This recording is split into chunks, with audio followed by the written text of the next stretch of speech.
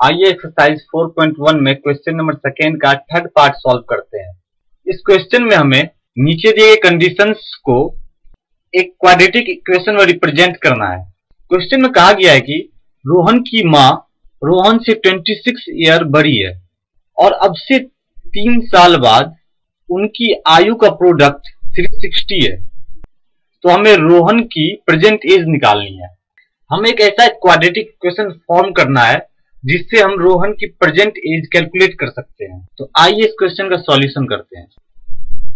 Late the present age of Rohan is x year, hence age of his mother is equal to x plus 26 years। हमने रोहन की present as को x मान लिया, तो रोहन की माँ का प्रेजेंट एज भी x प्लस 26 ईयर्स होगा, क्योंकि क्वेश्चन में दिया हुआ है रोहन की मदर उससे 26 ईयर बड़ी है।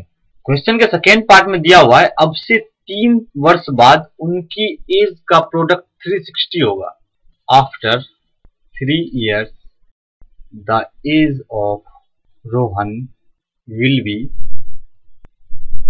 x plus 3 years and after 3 years his mother age will be x plus 26 plus 3 years is equal to x plus 29 years।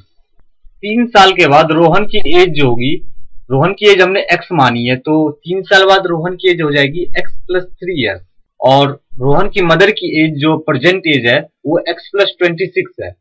तो 3 साल बाद रोहन की मदर की एज हो जाएगी x plus 26 plus 3 is equal to x plus 29 years.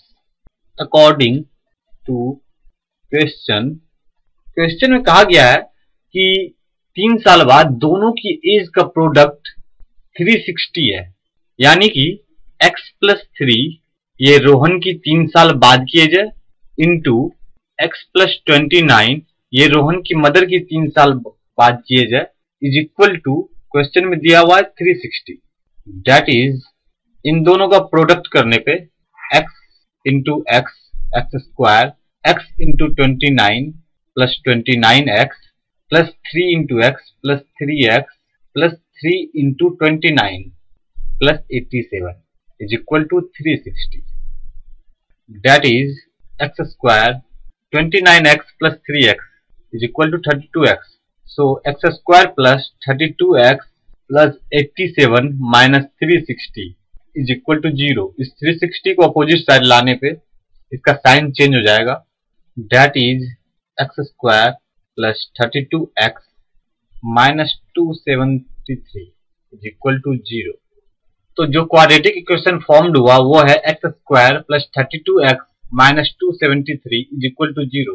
Hence this is the required quadratic equation for calculating Rohan's present age. इस equation को solve करने के बाद जो x की वैल्यू निकलेगी वो रोहन की प्रेजेंट एज होगी।